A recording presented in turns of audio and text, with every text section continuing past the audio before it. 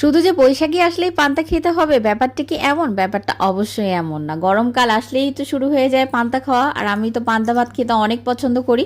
আর আলু ভর্তা হলে পান্তা ভাতের সাথে আমার যেন আর কিছুই লাগে না। আর ইলিশ মাছ ভাজা হলে তো আর কোনো কথাই নেই। তো ছোটবেলায় বৈশাখী হলেই তো আব্বুর সাথে মেলায় যেতাম, আর আম্মু এরকম গরম গরম ইলিশ মাছ ভাজা, আর নাইলে হচ্ছে আমাদের বাসায় হচ্ছে ইলিশ মাছ জাল দেওয়াটা খাওয়া হয় বেশি। জাল দেওয়া ইলিশ মাছের ঝোলটা দিয়ে পান্তা ভাত খেতে যে এতই বেশি মজা, আর আম্মুর মতো এরকম তো আমি জাল দিলে কোনো সময়ই হয় না। তো যাই হোক, এই তো বৈশাখী শুরু হয়ে গেছে, আর বৈশাখী উপলক্ষে এখন এই যে বাচ্চা কাচ্চার স্কুলে প্রোগ্রাম হয়।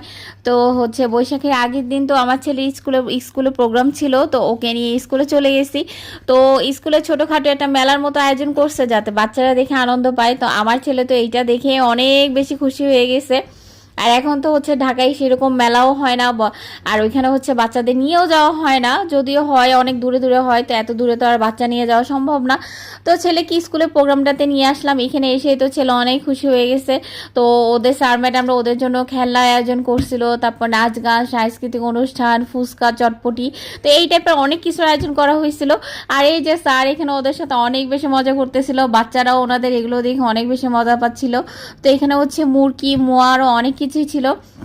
তো এই যে বাসায় আসার পরেই এটা হচ্ছে পরের দিন সকালে, মানে হচ্ছে বৈশাখের দিন, একটু বাসায় ছোট্টখাটো আয়োজন করেছিলাম। আয়োজন বলতে বাসায় ইলিশ মাছ ছিল, তো ইলিশ মাছটা তেমন বেশি বড় ছিল না, তো যেটাই ছিল সেটাই ভাবলাম যে ভেজে দিই।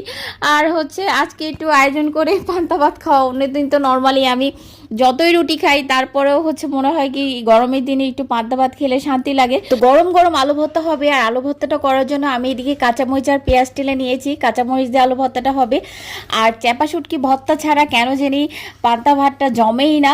তো হচ্ছে এখানে এই যে আমি চ্যাপা শুটকি টেলে নিচ্ছিলাম, সাথে রসুন আর অনেকগুলো শুকনো ঝাল দিয়ে হচ্ছে ভর্তাটা বানাবো। আর এক পাশে হচ্ছে আমি ইলিশ মাছগুলোকে ভেজে নিচ্ছিলাম। তো এদিকে শিলপাটাতে কিন্তু আমি শুটকি মাছের ভর্তাটা বানিয়ে নিচ্ছিলাম। আর জামাইকে তো দায়িত্ব দিয়ে দিয়েছি যে ওর আলু ভর্তাটা মাখানোটা অনেক মজা হয়, তো আলু ভর্তা মাখিয়ে আমাকে খাওয়ানোর জন্য।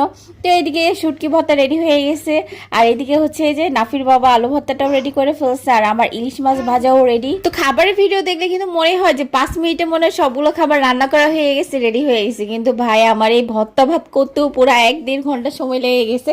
আর চাপা শুটকি ভর্তা যেহেতু পাটাই করছি, তো এটা করতে কিন্তু অনেক সময় লাগে। আর এত লোভনীয় লাগতেছে আমার ভিডিও এডিট করতে যে আমার নিজেরই এখন আবার ক্ষুধা পেয়ে গেছে। ভর্তা আর মাছ ভাজা রেডি হওয়ার পর আমি তাড়াতাড়ি সবার জন্য খাবার বেড়ে নিচ্ছিলাম। এই যে আগের দিন রাত্রে ভাতে হচ্ছে পানি দিয়ে রাখছিলাম, তো সবার জন্য পান্তা রেডি করতেছিলাম। তো পান্তা ভাতে হচ্ছে পেঁয়াজ আর মরিচ ছাড়া তো চলবেই না, আমি হচ্ছে পেঁয়াজ আর মরিচও দিয়ে দিলাম, সাথে মাছ ভাজি, আলু ভর্তা, তারপর চ্যাপা শুটকি ভর্তা।